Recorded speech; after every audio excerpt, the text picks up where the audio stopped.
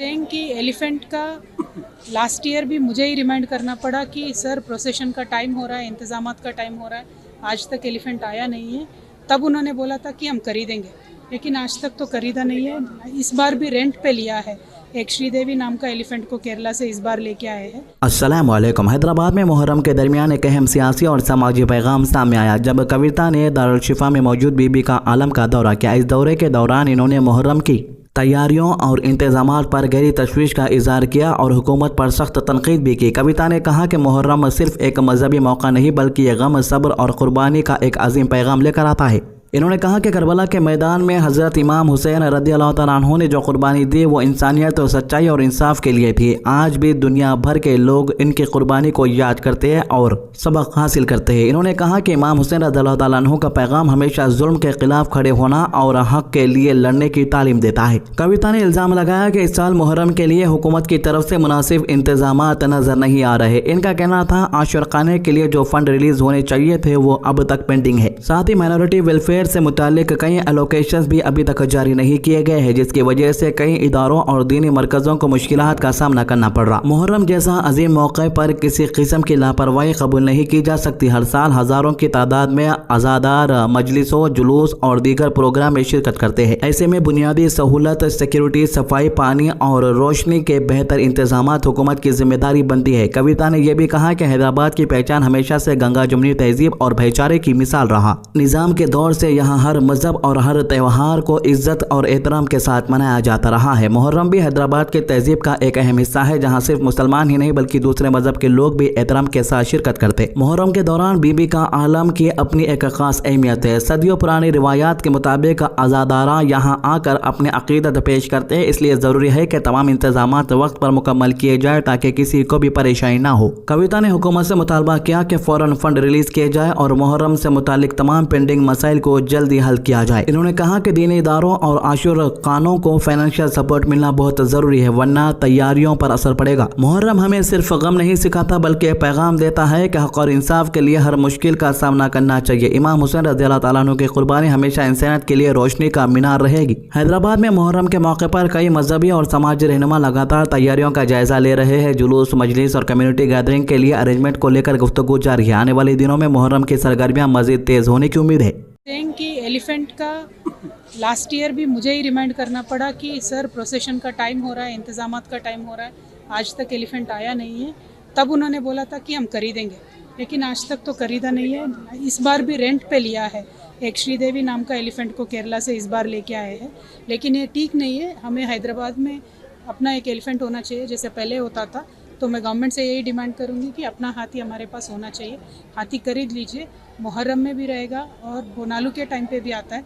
जैसे ज़माने से आ रहा है, हुजूर निज़ाम के ज़माने से जैसे आ रहा है, उसी तरीके का हमें अपनाना चाहिए। तो इसके अलावा हैदराबाद के शाही नगर में रूटीन व्हीकल चेकिंग के दौरान पुलिस ने एक शख्स को गिरफ्तार कर लिया जब इसके पास से तकरीबन 1.3 किलो गांजा बरामद हुआ। यह वाक़या शाही नगर के इलाके में AMD फंक्शन हॉल के करीब पेश आया, जो बालापुर पुलिस स्टेशन की हुदूद में आता। पुलिस के मुताबिक रोजाना की तरह इस इलाके में व्हीकल चेकिंग ड्राइव चल रही थी। पुलिस टीम हर आने जाने वाली गाड़ी पर नजर रखे हुई थी ताकि किसी भी गैर कानूनी एक्टिविटी को रोका जा सके। इसी चेकिंग के दौरान एक एक्टिवा स्कूटर पुलिस की नजर में आया। पुलिस ने स्कूटर को रोककर मामूली चेकिंग के लिए साइड में लिया। शुरू में सब कुछ आम लग रहा था, लेकिन जब पुलिस ने गहरी तलाशी लेनी शुरू की तो इन्हें स्कूटर से एक मशकूक सामान मिला। तलाशी के दौरान पुलिस ने स्कूटर से तकरीबन 1.3 किलोग्राम गांजा बरामद किया। इतनी बड़ी मिकदार देखकर पुलिस ने फौरन एक्शन लिया और पूरा कॉन्ट्रोबंद अपनी हिरासत में ले लिया। मौके पर ही मुलजिम को गिरफ्तार कर लिया गया। पुलिस ने गांजे को सीज करते हुए अक्यूज्ड को कस्टडी में लेकर पूछताछ शुरू कर दी। अब पुलिस ये जानने की कोशिश कर रही है कि यह गांजा कहां से लाया गया था और इसका असल सोर्स क्या है। इन्वेस्टिगेशन का एक अहम हिस्सा ये भी है कि क्या सिर्फ पर्सनल यूज के लिए रखा गया था या फिर इसे इलीगल डिस्ट्रीब्यूशन यानी सप्लाई या सेलिंग के लिए ले जाया जा रहा था। पुलिस इस एंगल पर भी काम कर रही है कि क्या इसके पीछे कोई बड़ा नेटवर्क या ड्रग रैकेट मौजूद है। हैदराबाद पुलिस और खासकर बालापुर पुलिस स्टेशन ने केस रजिस्टर कर लिया है और मजीद इन्वेस्टिगेशन जारी है। अथॉरिटीज का कहना है कि हैदराबाद भर में नारकोटिक्स के खिलाफ स्पेशल एनफोर्समेंट ड्राइव और व्हीकल चेकिंग ऑपरेशन आगे भी इसी तरह सख्ती से जारी रहेगा।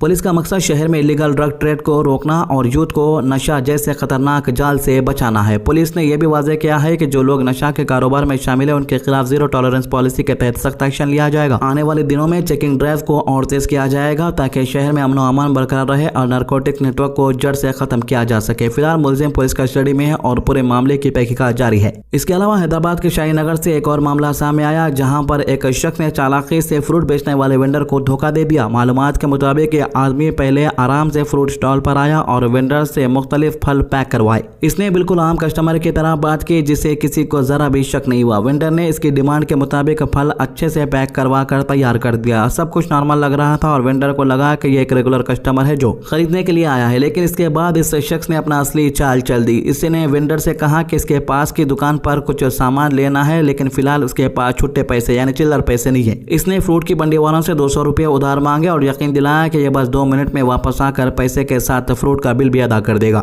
वेंडर ने इंसानियत और भरोसे की बुनियाद पर शख्स को 200 रुपये दे दिए। शायद वेंडर को लगा कि आदमी शरीफ है और फौरन वापस आ जाएगा, लेकिन जैसे जैसे पैसे हाथ में आए वो शख्स यहाँ से निकल गया। कुछ मिनट गुजरे, फिर 10 मिनट, फिर आधा घंटा, लेकिन वो आदमी वापस नहीं आया। तब वेंडर को एहसास हुआ कि इसके साथ धोखा हो चुका है। ना सिर्फ फ्रूट ले गया बल्कि 200 रुपये कैश भी लेकर फरार हो गया। ये वाकया लोकल वेंडर के लिए एक बड़ी वार्निंग है। रोजमर्रा की मेहनत से रोजी कमाने वाले छोटे दुकानदार अक्सर ऐसे फ्रॉड लोगों के निशाने पर आ जाते हैं। स्कैमर्स पहले भरोसा जीतते हैं, फिर मौका देकर लोगों को नुकसान पहुंचा देते हैं। शाहीनगर के इस इंसिडेंट के बाद लोकल वेंडर्स में तशवीश का माहौल है। लोग एक दूसरे को अलर्ट कर रहे हैं। एक अजनबी लोगों पर फौरन भरोसा ना करें, खासकर जब पैसे उधार मांगे या किसी बहाने से कैश लेने की बात हो। अगर आप भी फ्रूट बेचने वाले वेंडर है, बिजनेस चलाते हैं, तो होशियार रहिए। हर मुस्कुराता चेहरा जरूरी नहीं कि ईमानदार हो। आजकल स्कैमर नए नए तरीके इस्तेमाल कर रहे हैं और छोटी सी लापरवाही आपको नुकसान पहुंचा सकती है। एक तरफ अंधभक्ता सोशल मीडिया के ऊपर मुसलमानों को बदनाम करने की हर वो साजिशें, हर वो चाल चल रही है जिसके जरिए मुसलमानों को बदनाम करने की चाल चल सके, लेकिन उनकी हर चाल फेल होती हुई नजर आ रही है। कॉकरोच जनता पार्टी के फाउंडर का एक वीडियो वायरल हो रहा है, जिसके अंदर यह वीडियो दिल्ली का है, जिसमें ये कह रहे हैं कि मोहम्मद बिलाल हमें खाना खिलाते हैं और पानी भी देते हैं, इसी वजह से हम यहाँ अपना एहतजाज आराम से जारी रख पा रहे हैं।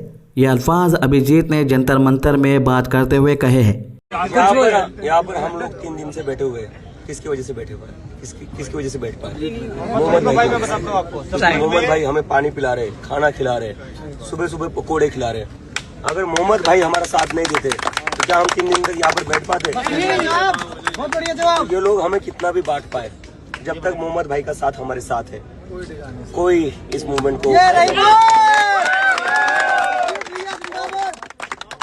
उन लोगों से कहना चाहता हूँ कि किसी से भी देशभक्ति का सर्टिफिकेट मत मांगिए।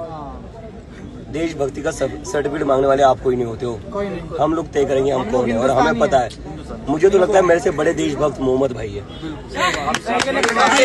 क्योंकि मैं तो बस बैठा हुआ हूँ।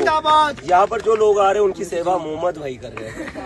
सही बात है। तो यदि अभी तक की अपडेट आज की अच्छी बात। हुजूर सल्लल्लाहु अलैहि वसल्लम ने फरमाया, जब तुम में से कोई जूता पहने तो दाएं पैर से शुरू करे और जब उतारे तो बाएं पैर से शुरू करे। पहनने में दाहिना पांव पहले और उतारने में पीछे हो। तिरमिजी 1779। हमारे चैनल को सब्सक्राइब कीजिए, वीडियोस को ज़्यादा से ज़्यादा लोगों तक शेयर कीजिए। अल्लाह हाफिज़।